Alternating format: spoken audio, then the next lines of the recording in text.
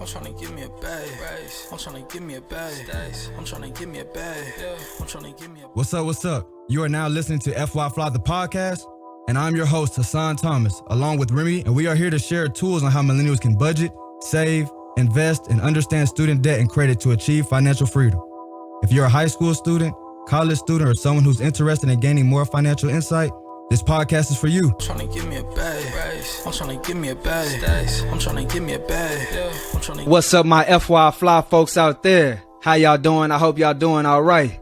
Welcome to the FY Fly podcast. My name is Hassan Thomas, aka the kid that did and the man that can, baby. And today we're gonna be chopping it up with author, developer, and Web3 expert, Mr. Emanuel Perez. How you doing, bro? How you doing? I'm doing well, brother. I appreciate you for inviting me out, Hassan. Very excited to be here and share some information with you and your audience. Yes, sir, man. Because here at FY Fly, man, we like to skip the fluff and get right into the good stuff, baby. So let's say your little brother or little sister came up to you and wanted to learn more about this new world, Web3, Metaverse. Where is the first place that we should start researching to really dive in with this information? Because, of course, it's hard to just consume all of this information at once. So I definitely want to be able to point my audience, the fly folks listening, into a place where they can really, just dive in. But where's the foundational? Like, is it crypto? Is it Metaverse? Is it Web3? Where's the foundational that we should start to build on this new technology? Absolutely. So my experience is a little bit different. I jumped right in the rabbit hole, which is commonly called in this space, because it can get so deep and it can get so overwhelming and confusing. So first of all, I tell everybody to take your time, pace yourself. I'd start with crypto personally. Okay. I feel like crypto is the backbone of everything when you're starting to learn, because things like blockchain can get really confusing. Yeah. And it can be overwhelming at first. And it's like, oh man, I don't know what's going on.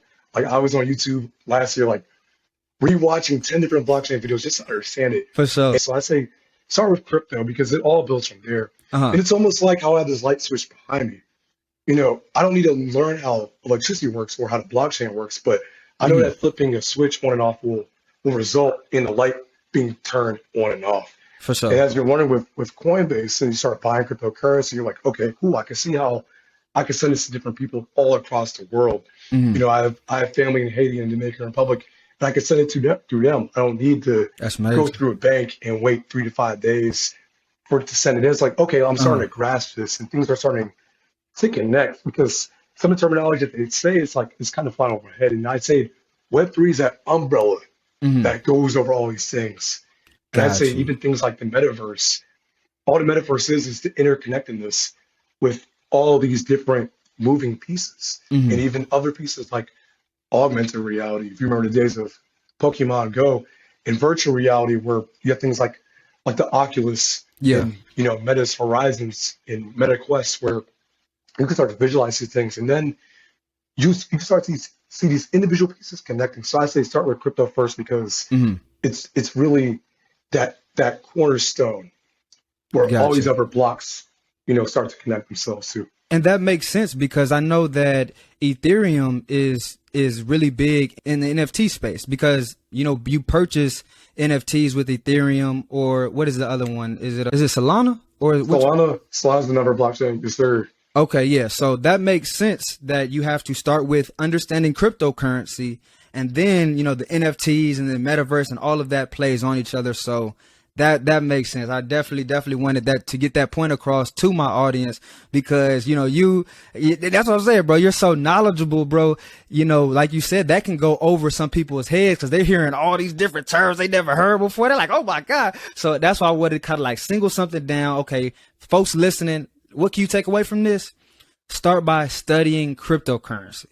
Let's get knowledgeable about cryptocurrency, and then add those different layers. So let's go ahead and jump on into this new world, man, because everyone's heard about it at this point. Web3, the Metaverse, NFTs. It's a lot going on right now. So I need you to talk to our audience like we don't know nothing about Web3, Metaverse, nothing. So, bro, really give us a game on the Web3, and how do you see it impacting us? Absolutely. I've explained it so many different times at so many different levels with people. So I actually love talking about it. And to sum up Web3 is the decentralized era of the internet. So if you look at the internet, it it's come in these three different stages. Mhm. So you have Web 1, Web 2, and Web 3. Yeah. Web 1 was the read era of the internet. So think about the early days of Yahoo, early days of email, those days, I'm about to say hotline bling, I'm about to say dial up. Yeah. When the hotline was actually blinging with all that loud noise in the background. Yeah. I don't know if you remember that. And that was the very early days of the internet where you saw things like blogging was a huge thing back then. There wasn't a whole lot you could do with the internet though. Web 2 was the read-write stage of the internet. So that's where read and write. you see more user-friendly things like social media coming out, like things like MySpace and Napster, Facebook, and now, we more modern day into IG and TikTok, where users can now interact with the internet and create content around it. Even having things like Riverside and Anchor.fm to make things like creating podcasts easy. Yeah. Because before then, there weren't that many user-friendly tools to get content out there. Facts. The issue is, however, though, is that platforms like Meta/Facebook, Twitter, they own your data. You don't really own what you post out there on the internet. Even YouTube. YouTube's on my Google. Google's on my Alphabet. So you have this whole hierarchy structures of gatekeepers, what they're called frequently in Web3 terms, that own your data. In Web3, that's the read-write own stage of the internet. Read-write own. Okay. Yes, sir. You get to own your data. So that's huge. That can come through the forms of tokens, whether it be like cryptocurrency or NFTs, which are non-fungible tokens. And that can be things like music, be things like video. I've seen podcast episodes being minted as NFTs. And it could be photography, you have game, media, collectibles, as we see has gone crazy last year and this year. The list continues of which you can turn anything digital into an NFT or even physical objects as well. So I got a quick question, bro. So two things, touch on that decentralized and what that really means for the people listening. So when things are decentralized, you have full ownership of your content. There's no gatekeeper there that has, any control over content. And all of that is run through a system called a blockchain. And all a blockchain is a decentralized ledger that stores data and in chronological order. Nobody can modify, edit, or delete that data. Okay. And so you have systems like cryptocurrency, like Bitcoin, that runs on the blockchain, where it's able to be crypto. Here we go. Cryptographically. Oh yeah, that's a big word. I would have been able to say that one either. Crypto. What's that, 4 syllables? Man, for real. Cryptographically, secured and verified on the blockchain, and where it's public as well, so anybody can see who owns what. So you have the system of decentralized trust. I don't need to trust you. You don't need to trust me. As long as we see it that's on the blockchain or a digital paper trail or digital receipt, we know who owns what, and we know where it came from, which is the most important part. Bro, I got a question for you, bro. Yes, sir. How old are you, man? You 23. Man, you are audit, bro. Are you still at school? I actually just graduated last year. Okay. From Norfolk State University. Okay, that's amazing, bro. Because I did see that you got that partnership with TMCL, the Thurgood Marshall College Fund, for those who may not know. And then also with Meta, which is the new Facebook. So can you talk to us about that collaboration and also touch on why do you feel like it's important for us minorities, or anybody, but especially minorities, to be learning about this new technology? Absolutely. So with that cohort, TMCF's goal is to prepare, educate, train, and really engage the next generation of student leaders and prepare them with the skills that they need for the amount of jobs, the amount of opportunities that are coming within this space. And I'd say it's so important because we can see that, our culture and our communities have been left out in these technological eras where, where new technology has come, we've been left behind. Like even for myself, in my own household, I don't remember having Wi-Fi until I was in 8th grade. Wow. And I remember getting like my first smartphone, like a Huawei Comet, until I was in high school, freshman. So, we've been left behind in these inclines where new technology has come in You can see that playing in because, you know, these jobs in tech historically have had paid, you know, very large sums of money. Yeah. And to get to there, you either need a degree or the skills or both. Mhm. And you can see that, you know, if you're able to get the skills, you can bypass the degree. Yeah. Not saying that college isn't needed, but for somebody who's trying to, you know, pick where they want to go, Mhm. you know, tech presents a very lucrative opportunity to make a lot of money with a very niche skill set. A lot of And so income and a lot of impact as well. there we go. There For we sure. go. And so what I presented with Thurgood Marshall College Fund, the first ever, you know, Meta Scholars cohort was really understanding delayed gratification and value. Talk to us. And then Talk to us. learning what you can in Web3 and how that applies to each section. So Mhm. things like understanding cryptocurrency and trading and buying, even flipping NFTs, if you're interested in that, Yeah. it presents an immediate amount of gratification because you can make a lot of money very quickly, but the value is really only to yourself. And Yeah. so I want to talk about, you know, as you start to advance or really graduate to these different levels, Mhm. the amount of gratification, it starts to become immediate, becomes moderate, and becomes delayed, but your value starts to increase as you start to advance up that trajectory. Uh-huh. And that could be things like, you know, working in Web3, where if you start your own company, if that's crypto based or Web3 based, Yeah. or based in the metaverse, the amount of value starts to go up, but that gratification takes some time. But For the sure. payout is worth it because think about who you can impact. Man, that's huge that you mentioned that though. Those two things especially because value, that's the second lesson in my book that we talked about. You know, that's the second lesson is value, and that delayed gratification is so huge. Is, you know, our generation, we don't know what that is. And finally, like, I'm talking to somebody my age, so I can say our generation, we don't know what that is because everything around us, you know, the goal of business nowadays is to make things as convenient as possible, make things as frictionless as possible. So when we're really talking about delayed gratification, we can't blame us because this is the world that we live in now.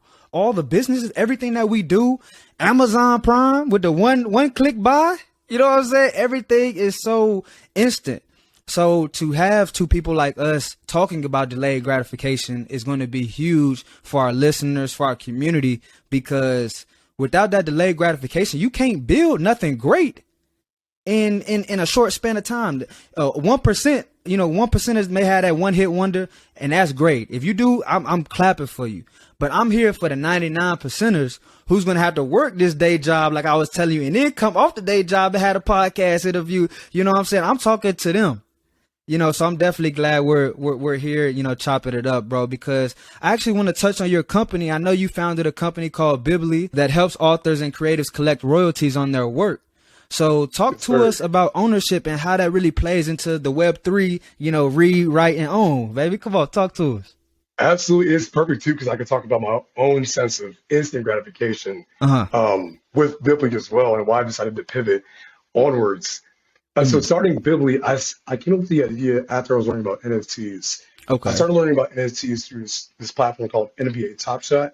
Yep. That's owned by this company called Dapper Labs, and as you may have heard of it in the news, it's a great way. They took the idea of having trading cards, which every trading card has a serial number, every trading card has a picture, especially in sports, and they took that over to the blockchain. And so on a blockchain, you can track who has what card or what moment. And each moment, as it's defined by NBA Top Shot, is like could be a video highlight of a basketball player or a women's basketball player going for a three, shooting a dunk, you know, crossing somebody up and going for a layup. For sure. You have all those things. I was like, wow, like, okay, that was my gateway drug into NFT. It's like, okay, Yeah. I get it.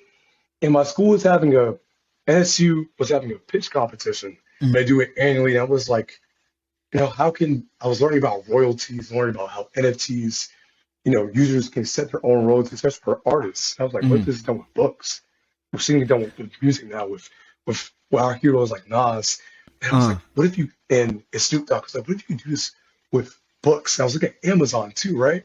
Lord, Amazon, that's smart. as you might also know, as an author, Kindle Direct Publishing takes out, anywhere from 35-65% Yes, sir. of royalties. That's why I don't publish with them. I got the old website. And I feel that's the you. other alternative. As an author, you have, well, three alternatives. You have either A, you can go through a traditional publishing company, Yeah. right? It's very similar to, in the music industry, very similar to having, a record deal. And it's like, 100%. wow, why would I do this? Because Having that overarching record label all over you. Yep. yes, unless you create your own record label, right?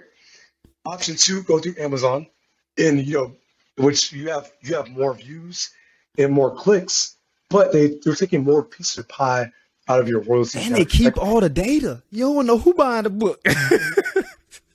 That's key. That is key. Hey. Or option three, like you decided to do, go through your own platform and sell yourself.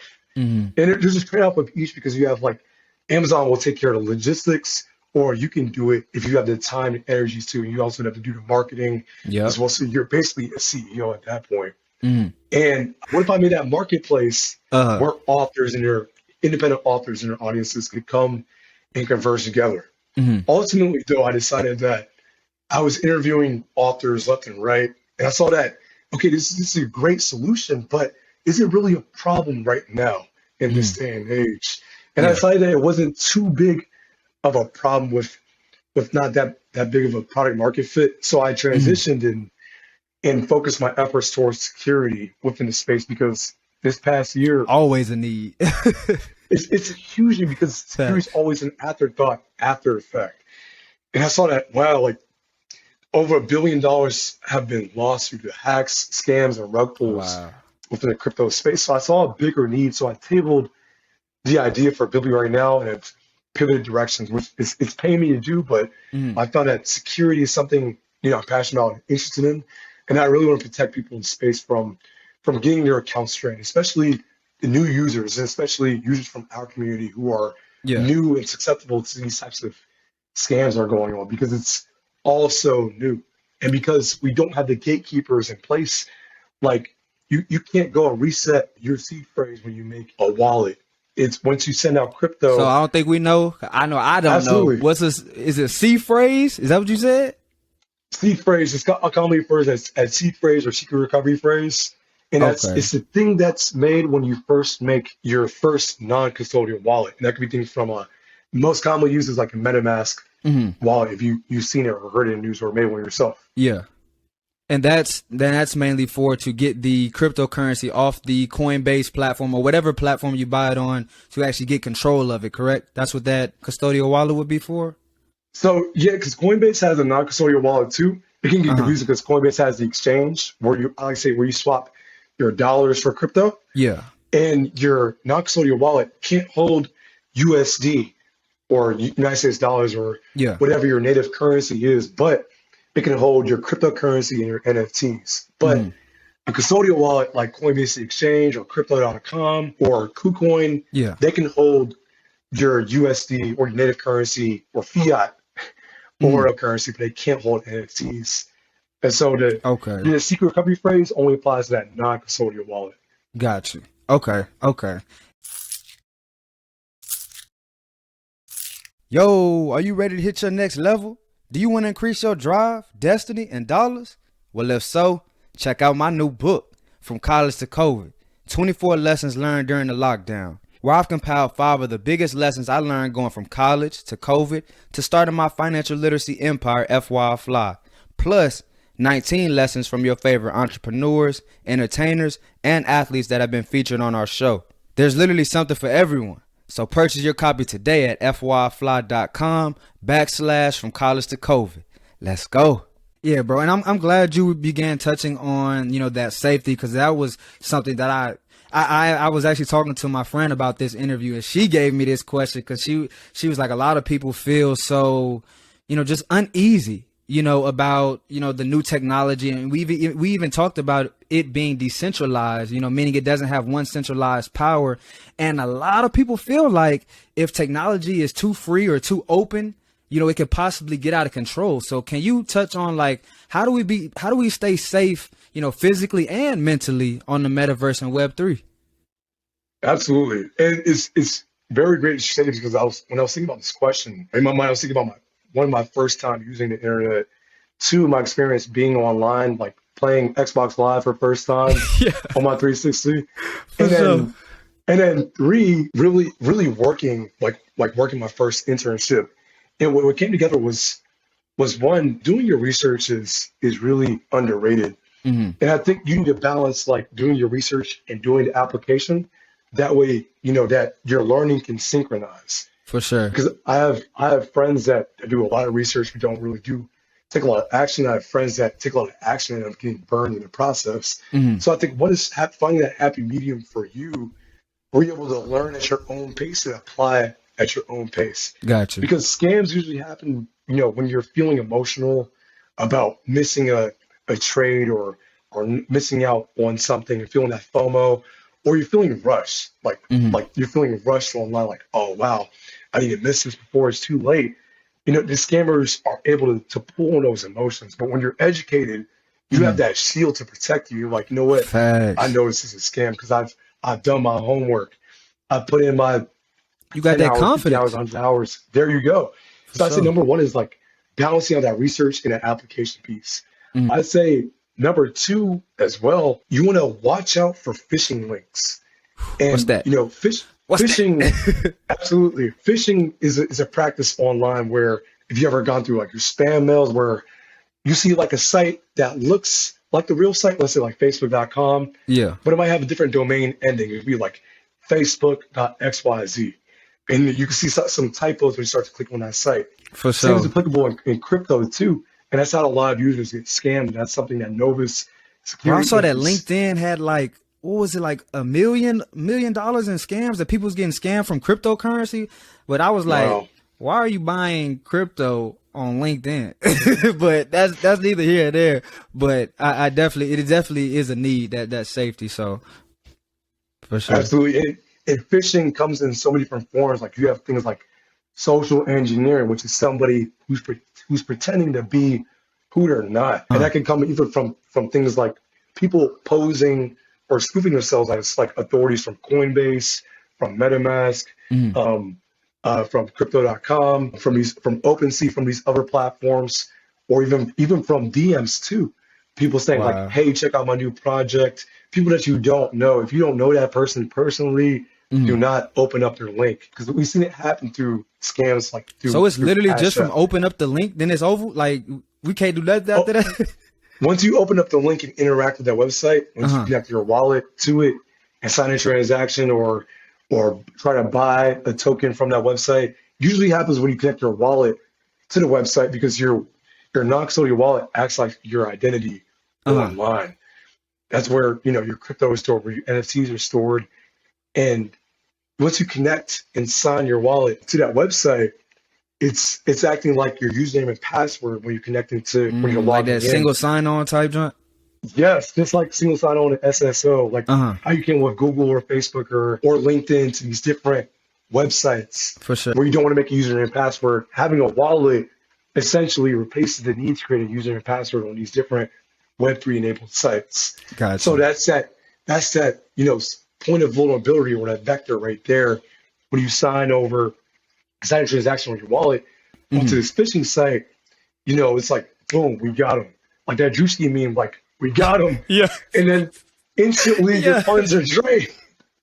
Uh-huh. And it's like, wow, like, how do I prevent this? So I've created, Novus to spot phishing links once users click on them.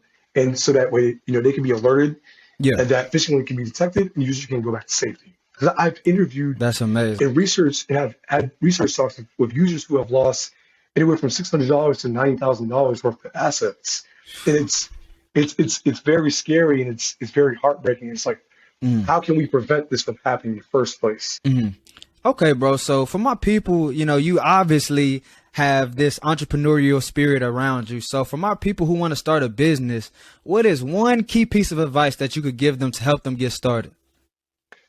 Can I give two? For sure. Come on, drop All that right. game on us, man. For sure, I'd say first, be an iterationist, not a perfectionist. Talk to us. And what I Talk mean to by us. that is I used to have a perfectionist mindset, and it's still something I battle with every day. And it's because you care so much about what you're working on, about your passion project or about your hobby. Yeah. You're willing to spend so much time on it before you release it out into the public. And that's good because you care, you're pouring a lot of thought into it. But that can be bad because you're trying to seek feedback from your users, 100%. who's actually going to buy your product and use your product. And your customers, you need to be able to have feedback from them to see if what you're making is if they like it, if it's on the right track, if the information or service that you're giving, if it actually applies, to your product, to your market. Bro, you know what the CEO of ZipRecruiter said? What do you say? The CEO of ZipRecruiter said that the best way to know what to do next is your customers. Your customers will tell you everything you need to know.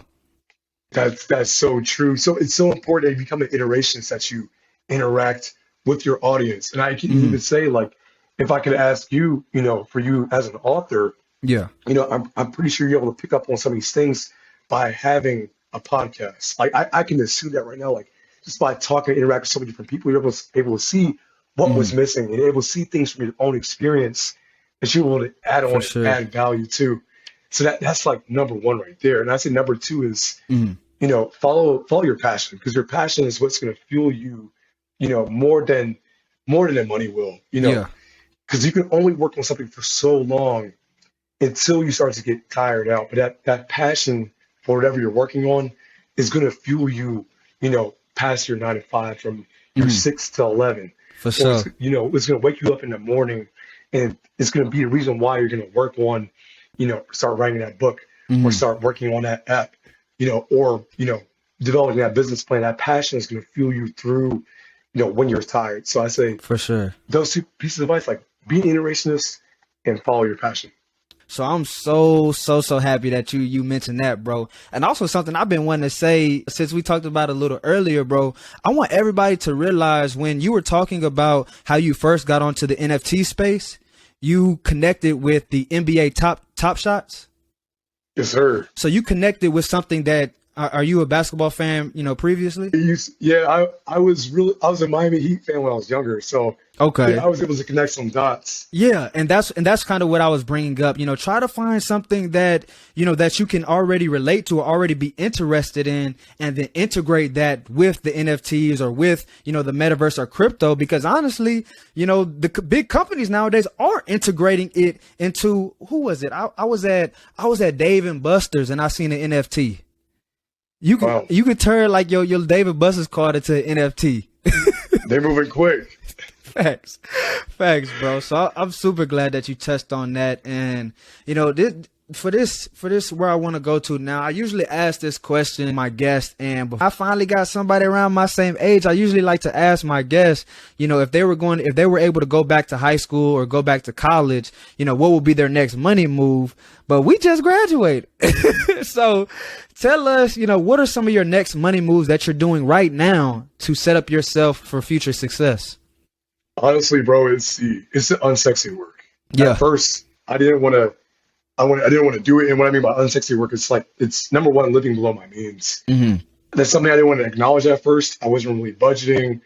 I was being pretty frivolous with my dollars, and I learned, like, wow, like if I really want to survive through this, just like all the other, entrepreneurs that bootstrap, themselves from the ground and came from a place where I came from with not much wealth or any generational wealth at all. You really have to watch your spending and really live below your means. 100%. And it can be hard because we're on social media, we're connected. We can see a lot of our our homeboys, our homegirls, like living it up and taking extravagant trips around the country. And we're like, oh man, like what a piece of that, or buying a new car, or it's like, wow, or taking out a loan to buy that car, which they don't reveal half the time. And it's like, wow. And then they don't reveal their bank account after them big trips they get back from. They don't talk about that. Exactly. And it's hard because all of that presentation on a luxurious lifestyle can be very swaying. And when I was in high school, I worked at Foot Locker, so I was a sneakerhead back then. I was buying a lot of the Nike t-shirts and Jordans when they dropped, because I had a discount. I was like, for sure. Like, wow, if I invested in stocks, I could have had a bigger return. And now that I'm investing in myself, I'm like, this delayed gratification piece, as I preach it, I have to live it. And I have to be that example because there's really no other way. You can't not sacrifice and have the gain that comes with that sacrifice at the same time. And to be able to do the other extraneous things. And I really learned that principle from reading The Richest Man in Babylon.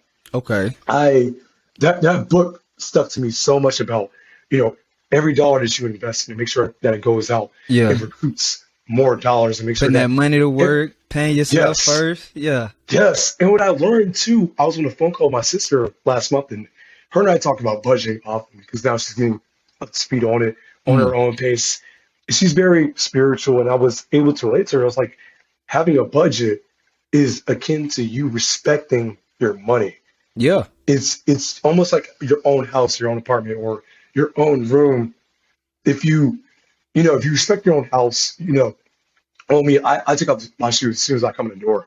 So I know that, my floors are going to be clean. And I know that I don't have to, sweep as often. I don't have to vacuum as often because I'm taking off my shoe and dirt won't be tracked. Same with your budget. If you create a budget, you're respecting where your money flows out of. You're also respecting, when it comes in and where it goes. And when you respect that type of energy, your money says, I want to go ahead, I'm going to go ahead and get more dollars. For sure. I'm going to pay off this debt even faster now because I know where all my dollars are going. I know where I want to invest it. It's now I can afford to buy these luxurious things with the appreciation that comes from my investments. Yeah. So budgeting and living below my means are two key things that I've really been diving deep into this year. Bro. That budgeting is huge. It's even bigger than just respecting your money. It's really respecting yourself, because we like to say that a budget is simply a spending plan for your money. Now, it's not a life restrictor. It's a life enabler. It enables you to go out there and have fun. It enables you to save money for Rolling Loud, in Miami. You know what I mean? It enables you to do that. You know what I'm saying? So I really feel like it's key for us to take away that negative. And that's kind of why I'm doing what I'm doing, is to take away all the negative connotations, all the fear around finance, and really start giving, people, certain and actionable items, actionable ways that they can implement into their life on how to use, a sinking fund. Like when I had my first speaking engagement at Elizabeth City State University, it's a HBCU in Elizabeth City, North Carolina. And when I was one of the girls, we were asking them questions like, what did they learn and stuff? And she was like, a sinking fund. And you know why?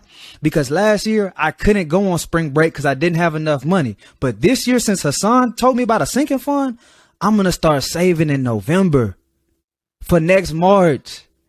There we go. You know what I'm saying? So being able to understand that just because you're saving or just because you're budgeting, you're not, that's not lame, or that's not looked at as a negative, or you're not looked at as you're broke for budgeting.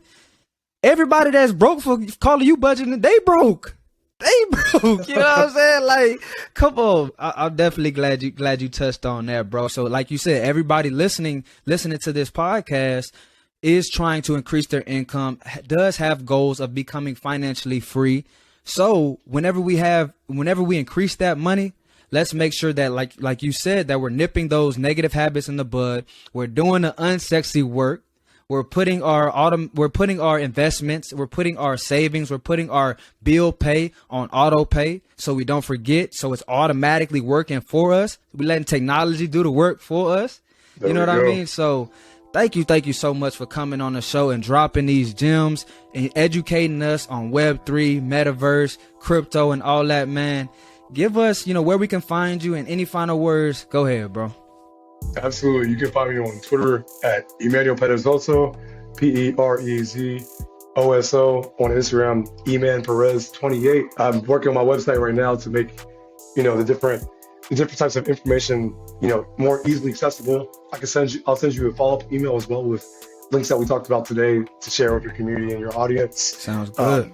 To make the process of learning easier and a lot less frictionless. And my company's website is usenovus, Novus.io, and that'll be up very soon. And I'm very happy to share. I'm writing blog posts as well, because I have all this information of like, what's the best way to share it? And I think, having podcasts like these is a great way to help the word out. And I'm nice with the pen too, so I want to definitely spread out the word via articles as well that people can read and absorb. Most definitely, bro. And you nice, speaking as well, bro. So you need Thank you, brother. You need to tap in with your own podcast. I expect to see that covered up sometime in the pipeline for you, bro. I feel like that's your lane as well. I appreciate that. Yeah, I've been coming with names, different ideas. So I think you will be seeing something very, very soon. I love it, bro. Thank you again. For sure. We definitely gonna tap back in, stay updated on everything. And for everyone listening, definitely tap back in next Friday for another FinLit Friday.